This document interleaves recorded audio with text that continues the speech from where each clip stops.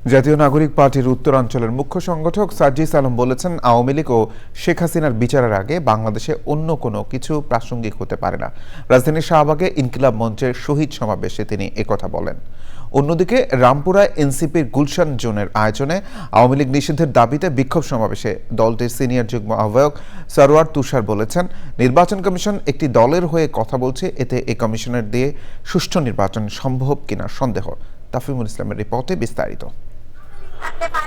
আওয়ামী লীগকে নিষিদ্ধ এবং জুলাই গণহত্যা সহ বিভিন্ন ঘটনার বিচারের দাবিতে রাজধানীর শাহবাগে শহীদ সমাবেশ আয়োজন করে ইনকিলাব মঞ্চ। সমাবেশে জাতীয় নাগরিক পার্টির উত্তরাঞ্চলের মুখ্য সংগঠক সার্জিস আলম বলেছেন, শহীদদের হত্যার বিচারের আগে অন্তর্বর্তী সরকার অন্য কিছু ভাবলে তারাও রক্তের দায় এড়াতে পারবে না। যেই ভারত এতগুলো খুনের হুকুমকারী ওই খুনি হাসিনাকে আশ্রয় দিয়েছে, সেই হাসিনাকে এই বাংলাদেশে ফেরত দেওয়ার পূর্ব পর্যন্ত ভারতের সাথে বাংলাদেশের সম্পর্ক স্বাভাবিক হতে পারে না। অন্যদিকে রামপুরায় এনসিপির গুলশান জোনের আয়োজনে আওয়ামী লীগের নিষিদ্ধের দাবিতে বিক্ষোভ সমাবেশ ও মিছিল আয়োজন করে দলটি। এতে কেন্দ্রীয় নেতারা আওয়ামী লীগের নিষিদ্ধের বিষয়ে হুঁশিয়ারি দিয়েছেন অন্তর্বর্তী সরকারকে। এবং আগামী নির্বাচনের আগে আওয়ামী লীগের নিবন্ধন বাতিল এবং রাজনৈতিক কর্মকাণ্ড নিষিদ্ধ করতে হবে।